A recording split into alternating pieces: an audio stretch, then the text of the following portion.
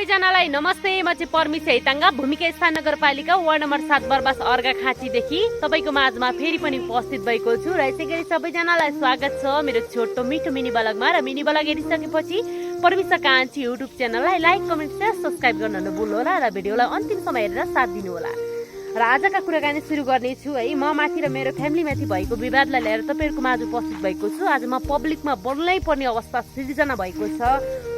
आजभन्दा केही महिना अगाडि एकजना राउटेसँग हल्का विवाद परेको थियो मेरो फ्यामिलीसँग है। विवाद फ्यामिलीसँग परिसकेपछि मैले त्यो व्यक्तिलाई भनेको थिएँ अलि बुझेर बोल्नुहोस्, होस पुऱ्याएर बोल्नुहोस् र तपाईँ जस्तो खान नपाएका सबै हुँदैनन् भनेर चाहिँ यति भनेको थिएँ। ऊ मेरो अगाडि चाहिँ केही बोलेन है, चुप्प लाग्यो।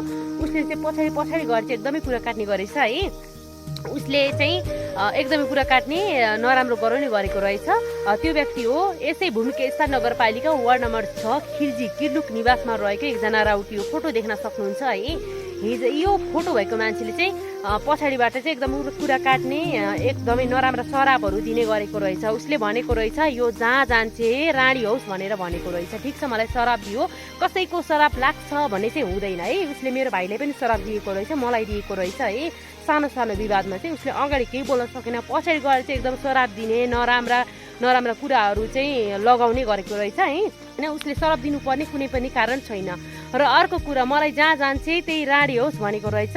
उसको पनि घरमा तीनवटा छोरीहरू हुर्किएको छ है। मलाई दिएको शराब भोलि बिहान उसको छोरीलाई पनि लाग्न सक्छ, यो लेखेर राखौँ, नलाग्ने होइन। र अर्को कुरा, उसले चाहिँ मेरो भाइलाई पनि भनेको रहेछ यसको बाउ चाहिँ बेलैमा मरोस्, बेलैमा भाँचियोस् भनेको रहेछ।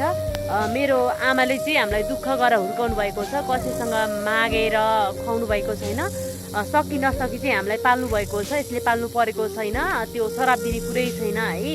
यति बाहिरबाट शराब किन दिन्छस्, आइज पब्लिकमै आइज, यहीँ आइज, मेरो घरमै आइज, के शराब दिएको छ मुख छाडेरै भन्, कन्न पछाडि किन भन्छस्, आइज न त मेरो घरमा आइज।